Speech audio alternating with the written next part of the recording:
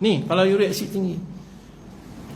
Semua ahli kaji dalam bidang perubatan, semua dalam dunia ni, yang Islam, yang tidak Islam, mengakui bahawa gula adalah bapa kepada segala penyakit. Dia duduk di samaran. Saya cakap benda ni di semua kuliah saya. Tuan-tuan kena buat keputusan untuk tinggalkan dia, sebab dia duduk di samaran. Bila duduk di samaran, kita nak jaga agama pun susah. Anak kita lagi susah. Dan dengan burger dia telan, dengan hotdog dia telan, KFC dia telan. Susah, tanda susah. Senang ya, subuh tak boleh bangun, tak boleh jaga agama. Subuh tak boleh bangun tu tak boleh jaga agama. Hutang kita baca hadis Nabi Muhammad SAW, barang siapa yang menegakkan solat, dia menegakkan, dia menjaga agama. Barang siapa tak solat, dia meruntuhkan agama. Ni bab makan nombor 4 permakanan sunnah Nabi Muhammad SAW. Jadi apa nak ganti? Nak ganti apa? Kena ghostan tuan-tuan. Tengok dia moyang-moyang nenek kita makan apa. Bukankah mereka dulu makan gula merah? Gula yang diperbuat daripada air nira, nira nyok tu, kan? Lepas ada mayang nyok tu, dia potong situ, ambil nira. Nira ni boleh ambil kalau betul-betul buat 2 kali sehari boleh ambil, pagi dengan petang. Lepas tu masak dia sampai jadi beku. Kalau rajin tumbuk-tumbuk, blend sampai jadi gula pasiak warna merah lah. Tu orang dulu makan tuan-tuan. Gula merah lagu tu tuan-tuan. Gula merah masuk dalam makmal, kita buat kajian, tak ada 1% pun gula jahat. Gula sukros yang saya sebut tadi tu, dalam gula merah 1% pun tak ada.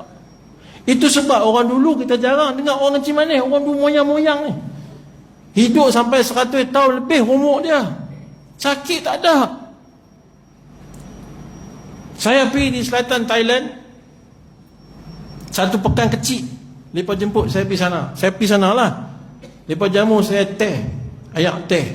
Saya tengok ayak teh tu setengah gula, setengah ni gula, setengah ni teh. Alamak, macam mana?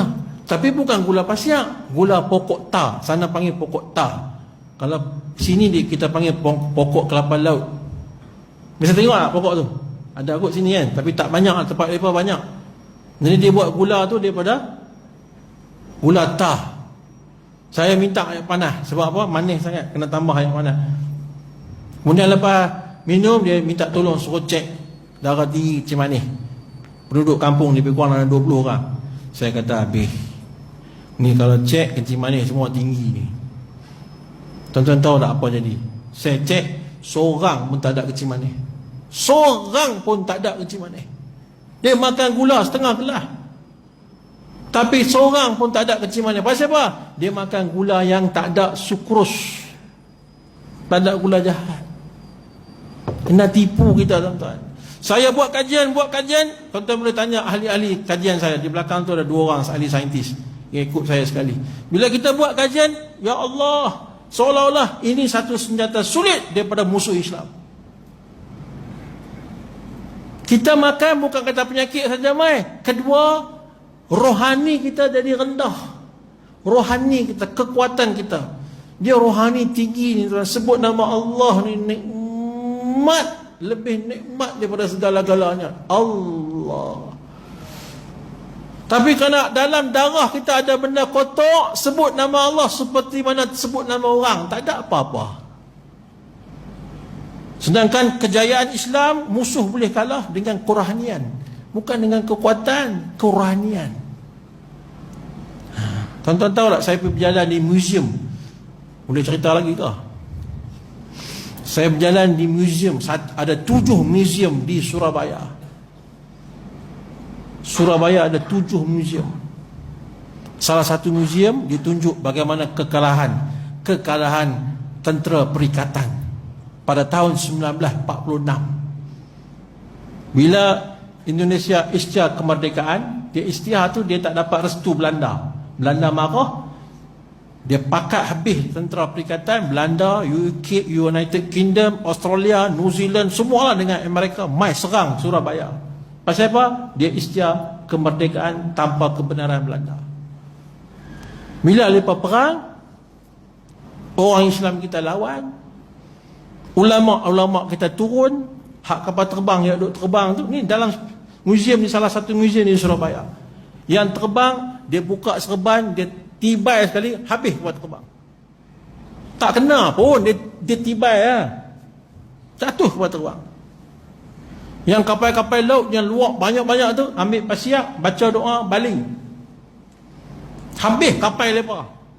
Tentera yang berjaya mendarat dilembing dengan buluh runcing. Lari 1946, lepas lari, lepas kalah tuan-tuan. Tapi lepas tak masukkan dalam sejarah lepas. Tutup, tapi sejarah tu ada lagi. 1946 di salah satu museum di Surabaya. Dan kampung ulama yang terlibat menentang tentera perikatan tu, kampung tu sampai hari ini kerajaan Indonesia tak kenakan cukai pada mereka kerana mengenangkan jasa mereka menurut masa mereka tu. Hebat tak hebat orang Islam? Kekuatan kita rohani. Lepas tahu, paksa tu lepas buat makanan-makanan samaran banyak-banyak supaya kita ni tak kuat. Tuan-tuan, salah kalau kita bangga di Oxford University ada Fakulti Islam. Salah kalau kita bangga di Cambridge University ada Fakulti Islam. Salah. Tak boleh bangga. Kena susah hati.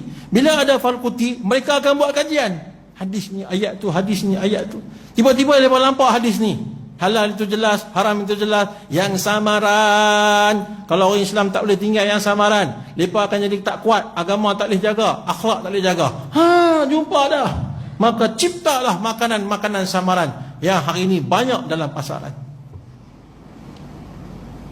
Ni tuan-tuan, InsyaAllah boleh tinggal tak pula? Tu dia. Saya kena cakap. Sebab kalau tak cakap, saya salah. Tuan-tuan tengok lah ni dah ada dah brown sugar lah, daripada mula tahu dah. Tapi kena jaga-jaga. Brown sugar tu dia buat dakwat ya, dia buat ink ya, warna. Kena dapat betul-betul. Tolong siapa-siapa yang ada pokok nyok di rumah, jangan tebang. Satu rumah kalau ada 2 batang hingga 3 batang, dia boleh buat dah gula untuk sebulan makan untuk keluarga dia. Ada 8 orang dalam rumah, sebulan makan boleh dah. Cuma kena belajar lah macam mana nak ambil. Itu saja. Boleh insya-Allah. Ini buat makanan samaran. Seterusnya saya nak tanya tuan-tuan, Coca-Cola tuan-tuan kenal tak? Kenal lah. 100 plus. Nescafe. Siapa buat? Siapa yang buat minuman ni? Yahudi kan? Tak usah baca Quran lah. Yahudi yang jadi baik dah. Tambah ayat 100 plus ni, dia kata boleh baik demam. Jadi Yahudi dah jadi baik, Quran tu suruh baca. Sebab Quran kata Yahudi Nasrani musuh kamu. Tapi lah ni dia jadi baik dah. Dia buat minuman sedap-sedap. Lepas tu minuman tu ada ubat pula. Jadi baik lah. Bukan tuan-tuan. Dia tetap jahat. Dia hantar mai kat kita minuman yang asidnya 2.7 Coca-Cola. 100 plus 4.7. Ni bawah pada 6 ni semua racun. Semua ni racun. Tuan-tuan tak tahu? Tuan-tuan nak tengok tak? Tuan-tuan nak tengok tak? Tuan-tuan nak tengok lepas isyak kena tunggu. Semua muka sedih. Saya akan tunjuk depan ni. Kalau tuan-tuan tunggu, saya akan tunjuk depan ni, depan mata tuan-tuan. Tuan-tuan boleh tengok macam mana mereka tipu kita dengan menggunakan beberapa bahan kimia. Saya akan tunjuk. Nak tengok tak? Lepas tu saya akan tunjuk sunnah Nabi SAW, kehebatan dia melalui kajian saintifik. Nak tengok tak? Nak Okey. Coca-Cola kenal, Nescafe kenal, 100 plus kenal. Saya nak tanya, Talbinah kenal tak? Talbinah. Ini satu minuman yang termaktub dalam hadis Bukhari Muslim. Nabi bersabda, berikanlah kepada pesakit kamu akan minuman talbinah. Sesungguhnya ia mampu mententeramkan jiwa. Apa itu minuman talbinah? Susu kambing campur dengan bali, ataupun bali campur dengan madu, dinamakan talbinah. Tapi talbinah tidak dipromosikan. Ini minuman Nabi suruh minum.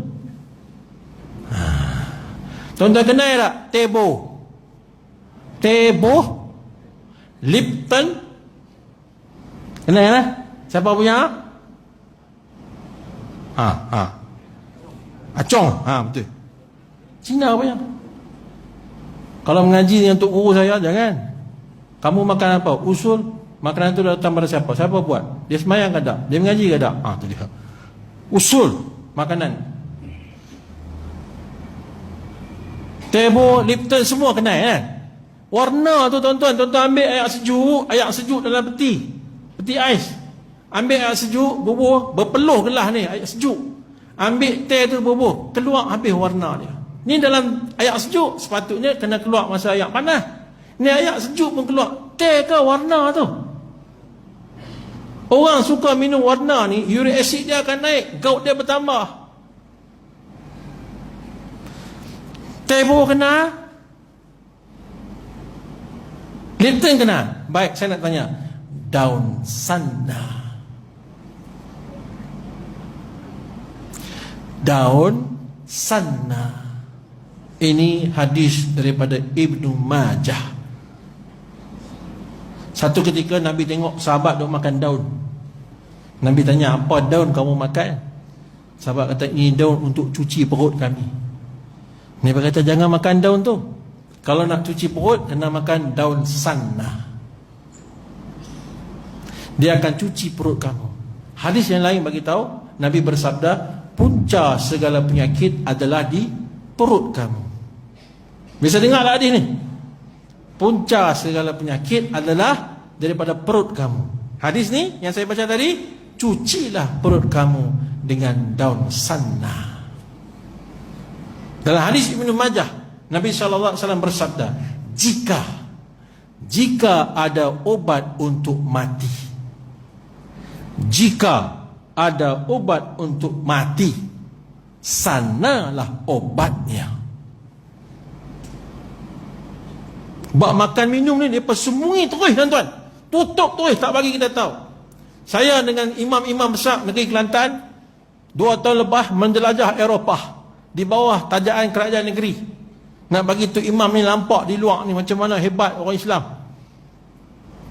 Sampai di Amsterdam, Belanda. Kami minta daripada University Amsterdam nak masuk perpustakaannya. Sebab kita dengar dalam pustakaannya ada 6,000 kitab. 6,000 kitab orang Islam yang mereka rampas masa zaman penjajah. Mereka sembunyi di situ. Kami minta nak tengok. Apa mereka kata apa? Mereka kata apa kami? Orang Islam tak boleh tengok. Dah nak buat macam mana? Mesti mereka punya. Kena keluar lah. Nampak tak? Mereka tutup tuan-tuan. Buat perubatan, buat apa semua mereka tutup. Tak bagi tahu kat kita. Lah ni baru kita tengok daun sana. Lama ni tak pernah dengar kan? Pokok dia rendah-rendah ya. Pesakit saya bagi makan benda ni tuan-tuan. Ya Allah ya Tuhan tu. Dia keluar. Ya Allahu Akbar. Najis kita kumpul di perut kita 20 tahun dulu. Semua keluar habis. Berkeping-keping macam besi karat. Bila keluar penyakit di perut, tak ada lah najis di perut kita. Kita ambil makanan sunnah yang lain, jadi sihat tuan-tuan. Sebab Nabi kata, punca segala penyakit di perut kamu. Tuan-tuan minta maaf kalau saya suluh tengok tuan-tuan punya usus, saya boleh tahu tuan-tuan sakit apa. Masuk kamera tu tengok hitam dalam tu. Itu tanda tuan-tuan uric acid banyak. Darah tinggi ada, kolesterol ada, gout ada. Kalau masuk tengok merah-merah, lemak banyak, kencing manis tinggi. Dia kalau kita suluh usus kita, keliling dalam usus tu tuan-tuan, lampak asal usus dan lampak saraf-saraf, urat-urat dalam usus. Itu usus yang bersih. Tuan-tuan, Nabi bagi tahu, cucilah perut kamu dengan daun sana. InsyaAllah lah. Ya? Ni sakit gigi teruk-teruk, anak-anak cucu kita sakit gigi kok. Talbina 5 minit ya. Dia duduk sakit tu, bagi minum 5 minit. Masa tu dia lebih kurang 5 minit hilang sakit gigi tuan-tuan. Tuan-tuan nampak tak Islam ni penyelesai masalah dunia akhirat? Nampak tak ni? Nampak tak? Itu bab makanan. Banyak kalau Ustaz nak sentuh ni, banyak. Bab kita makan salah dah tuan-tuan. Nanti lepas isyak saya akan tunjuk. Saya ada ayat Coca-Cola. saya ada 100 plus, saya ada ayat Zamzam, saya ada madu, dan saya akan tunjuk macam mana eksperimen. Tuan-tuan tolong tunggu. Korban sikit. Lepas ni esok cuti lah, tak apa, nak tidur sampai esok pagi, sampai lusa pun tak apa. InsyaAllah Yang terakhir sekali tuan-tuan yang dimuliakan Allah Ta'ala, berbekam dan al-fashdu. Berbekam dan al-fashdu. Bekam ni tuan-tuan tahu dah. Cuma saya nak bagi tahu di sini kena bekam cara sunnah, iaitu kena toreh. Ya, bukan cocok. Cocok ni acupuncture, cara orang Cina. Cara kita hijamah, dalam bahasa Arab dipanggil hijamah. Hijamah ni toreh dan hisap. Toreh dan hisap. Ini bagi betul bekam lagu mana. Yang kedua tadi sebut al-fashdu. Al-fashdu ni buang darah. Bila nak guna sistem al-fashdu ni, ketika orang nak kena stroke. Orang nak kena stroke lagu mana? Dia cakap telo. Kita jumpa kawan kita, kalau cakap telo, cepat-cepat tu nak kena stroke dah. Cek sejarah dia. Dia ada darah tinggi pula. Dia ada kolesterol tinggi pula. Cakap telo. Cepat-cepat tuan-tuan. Kalau rasa lembek tangan kaki tu, dialah stroke tu. Kebah-kebah tu jaga. Apa nak buat? Cara Islam, dia guna al-fashdu. Ini Nabi ajak tuan-tuan. Cucuk di 10 jari kita dengan jarum. Jarum hak cucuk tu lah, ada lubang tengah tu. Jangan ambil jarum jahit baju tu. Tu tak boleh. Jarum yang hak cucuk orang tu, di lubang tengah tu ada. Cucuk di 10 jari kita ni, darah keluar. Darah keluar macam air pipe dia keluar tu, tadah sampai 1 gelas. 1 gelas tu cukup, jangan lebih. Kalau lebih mati. Ini saya cerita, tapi jangan buat. Nak buat kena belajar. Jangan buat, nak buat kena belajar. Jadi cukup 1 gelas, berhenti. Lepas tu hak luka di jari ni, ambil madu, tutup. Baca surah Masad. Tabbat yada abi lahabin wa tabba. Semua jari dia berhenti darah. Stroke tak jadi. Saya main ni hari ke-12, hari ke-13 dalam safar saya daripada Johor sampai Jitra. Ni tak balik rumah lagi ni. Esok baru nak balik rumah. Tuan-tuan nak ikut saya? Belajar kena lagu tu lah bertahun-tahun. Saya belajar tok guru saya pukul 2.30. Kelas habis pukul 12. Pukul 2.30 tok guru kata 2.30 hari ni kita sambung balik. Tu dia yang tok guru. Kalau tuan-tuan boleh tunggu, Allah akan pilih tuan-tuan punya anak-anak jadi orang alim, insya-Allah. Boleh? Jadi saya jumpa ustaz kawan saya di Kuala Lumpur, di Ulu Langat. Bukan, di Rengit, Johor. Bila saya cerita al-fashdu ni, dia cerita kat saya, betul dia kata. Dia kata kawan saya satu ketika depan saya nak jadi stroke, nak haikot lah, kaki tangan tu nak haikot lah. Tiba-tiba dia jatuh. Dia stroke, tak boleh nak buat apa, jatuh lah. Jatuh, tangan tu kena benda tajam. Bila kena benda tajam, darah keluar macam air pipe. Keluar tu darah, dia yang duk haikot nak kena stroke, tak jadi stroke. Saya kata, ustaz, ilmu ni tutup dah, Yahudi tutup dah. Tapi Allah Maha Kaya. Allah nak bagi ustaz ilmu. Allah bagi kemalangan. Allah bagi satu orang jadi kemalangan, kita boleh belajar. Ini kayanya Allah Ta'ala. Lepas tutup, lepas tak mau kita tahu benda ni, tapi Allah boleh bagi tahu dengan berbagai-bagai cara. InsyaAllah tuan-tuan. Yang penting kita punya tauhid dengan Allah kena kukuh. Jadi tuan-tuan yang dimuliakan oleh Allah Ta'ala, 5 perkara ni, kalau kita nak jaga kesihatan, nak rawat penyakit yang kita ada, 5 perkara ni tuan-tuan kena amal. Pertama, kalimah thayyibah. Saya terang dah tadi. Yang kedua,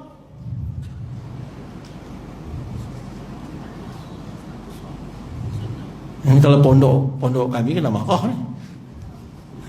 Yang kedua, sunnah ni termasuk nombor 1, ya, kalimah thayyibah. Yang kedua, amal. Saya sentuh tadi kan, buat sembahyang hajat, sedekah kan. Yang ketiga ni ruqyah syar'i. Yang keempat, pemakanan sunnah Nabi Muhammad sallallahu alaihi wasallam. Dan yang kelima adalah berbekam dan al-fashdu. Ini 5 perkara kalau buat hayati, kita tak akan terikut-ikut dengan apa yang mereka katakan. InsyaAllah tuan-tuan. Boleh? Lagi sekali mai jangkut semua ada nah. InsyaAllah Baik. Lepas isyak ni, tuan-tuan, lepas ni pas semayang, main isyak, boleh tunggu dah sikit, lebih kurang dalam 20 minit saja. Eksperimen ujian sains tu 20 minit saja. Boleh? Nak tengok tak? Nak baru saya nak buat, kalau tak mau saya tak mau buat. Jadi tuan-tuan semayang isyak, lepas isyak kita start selalu. Ya, saya tak semayang sebab saya jamak lah di belakang tadi, supaya bila tuan-tuan semayang, saya di belakang boleh siap alat-alat kelengkapan saya untuk buat eksperimen, insyaAllah. Jadi saya minta maaf banyak-banyak pada tuan-tuan jikalau saya tersalah bahasa, dan minta ampun daripada Allah Ta'ala. Maaf masa 10-17, saya rasa ni rekod lah. Tak pernah orang ngajak lagu ni lah. Tuan-tuan serik lah. Tak apa, lagi sekali saya main isyak saya berhenti, InsyaAllah kita tangguh majlis kita dengan tasbih kafarah. Subhanallah wa bihamdihi, subhanakallahumma wa bihamdika, asyhadu an la ilaha illa anta, astaghfiruka wa atubu ilaik. Assalamualaikum warahmatullahi ta'ala wabarakatuh.